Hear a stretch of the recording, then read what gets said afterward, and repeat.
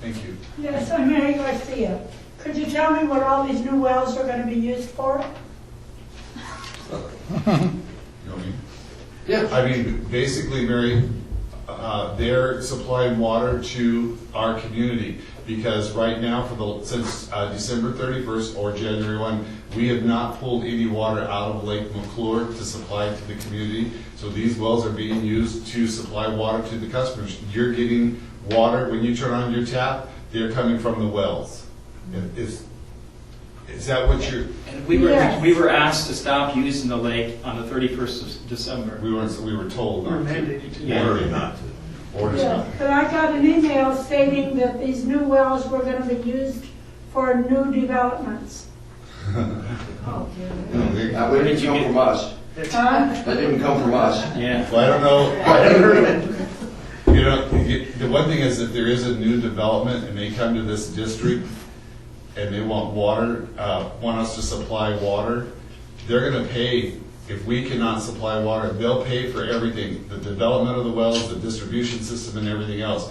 We're not arbitrarily going to just say, okay, yeah, here's 10,000 acres or 10,000 homes. We don't have that capabilities, and if a developer wants that, he's going to have to pay for it all. Not us, not you. Can I clarify that, because I'm going to guess that's my email. Why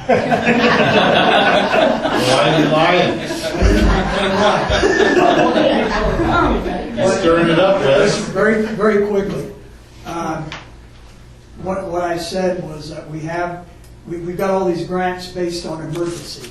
But as soon as we had the emergency, we immediately turned around and said that we would like to have this water as a backup water that we could use, and specifically we would use it for the people that are outside of our place of use. Well, those people outside of our place of use, for the most part, are new developers. I think That's where the wait, misunderstanding comes from. let me- That's what I tried to say. I didn't say it was strictly for a new development like 5,000 houses at Fleming Meadows or something like that. But there are a lot of developments that are around the boundary that MID allows.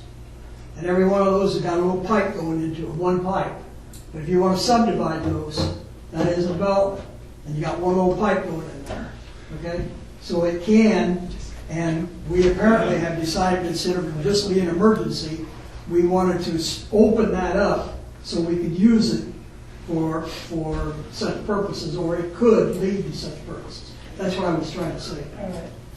And one of the things that was probably said at the meeting is our wells would supply water to those customers outside our existing customers. We have 20 or 30, the grammar school being one of them that's outside place of use.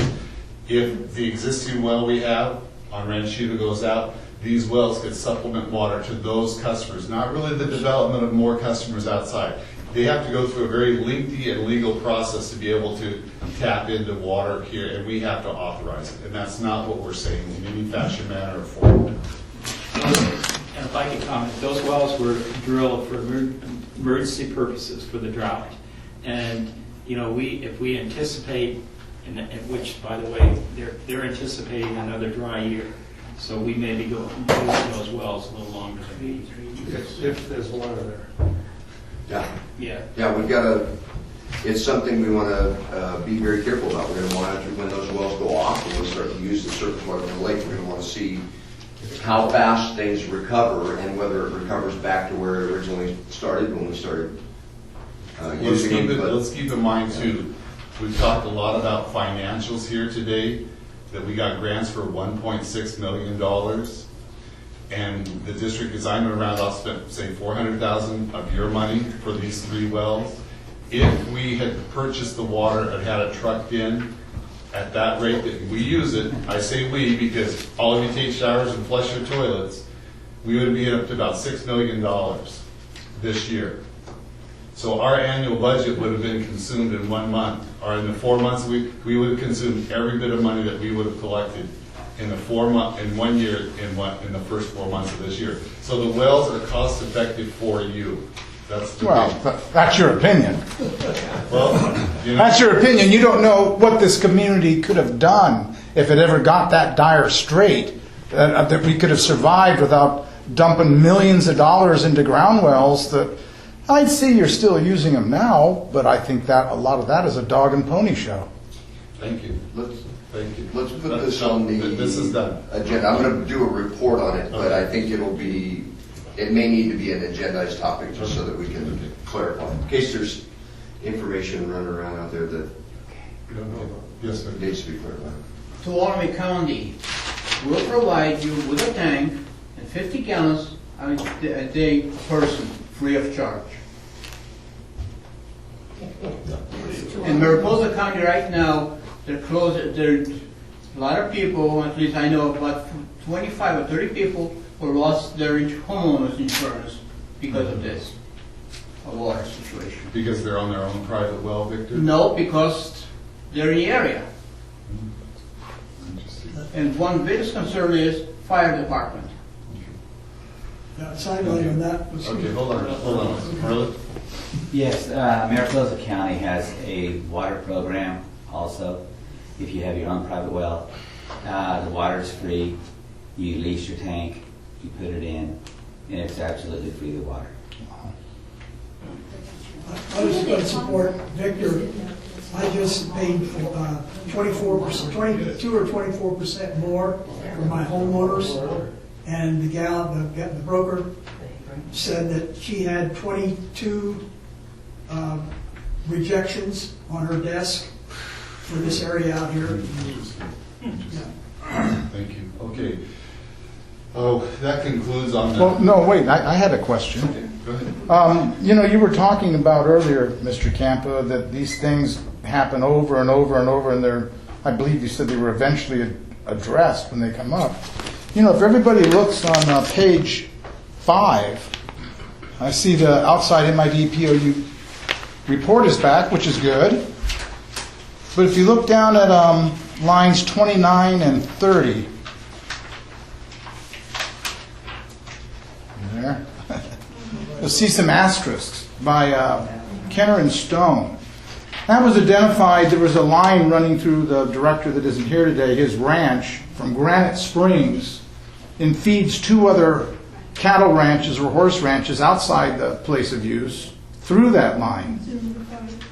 Oh, did you find it? Way down there. Anyway, that was discovered many years ago, and at that time I asked for a compound meter to be put in as a check meter on Granite Springs, because what was it, Cindy, 2 or 3 units a month? Yeah. Difference, because if water goes through a meter here and feeds 2 meters here, if they each use 1 unit, 1 and 1 is 2. This should not read 3 or 4. So it was explained to me at the time it was the wrong check meter that had been installed. Well, like I said, that's several years ago, and I had a request in to get the compound meter, so I'm curious.